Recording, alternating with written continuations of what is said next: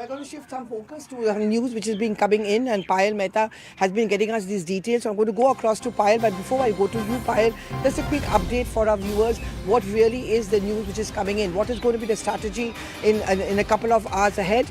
Well, the government sources have told CNN News 18 that today's schedule includes a question hour and a 0 hour, which will continue until 1 p.m. in Rajya Sabha. I'm talking about. It's only after that the motion of thanks will begin, and it's only after that the Prime Minister is expected to speak. So there are going to be two strategies which are going to be adopted, one by the opposition, one by the NDA.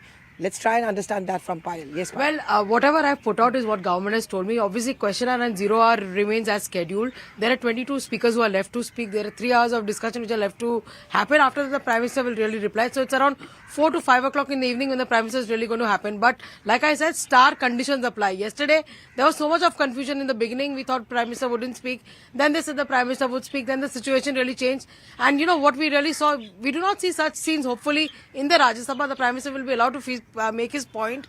Obviously, you can protest, and people have been protesting while the Prime Minister has been speaking, but trying to cause physical harm to him, walking up to his chair, gherowing his chair is something which we've not seen. But like I said, after 2024, the way the opposition has really changed its strategy, we don't put anything past anybody. Also, Mallikarjun Kharge was allowed to make his point in Rajya Sabha yesterday. He spoke extensively. So today, if the Congress party-led opposition disrupts Rajya Sabha, I think BJP will once again bringing the criticism that the LOP has spoken in Rajya Sabha. You're obsessed with one family, and that's why your entire focus is on that one family and allowing Rahul Gandhi to speak, isn't it, Aman?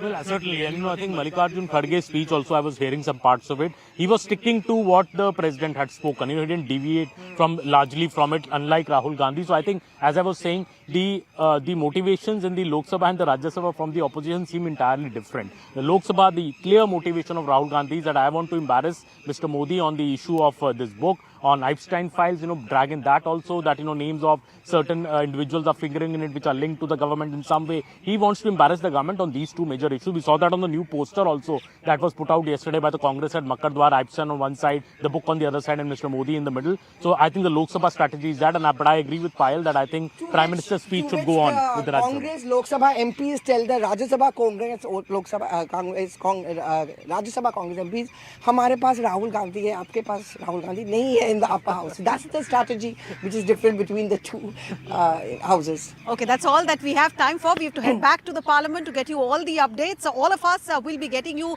inside scoop. But for now, let's slip into a very quick break.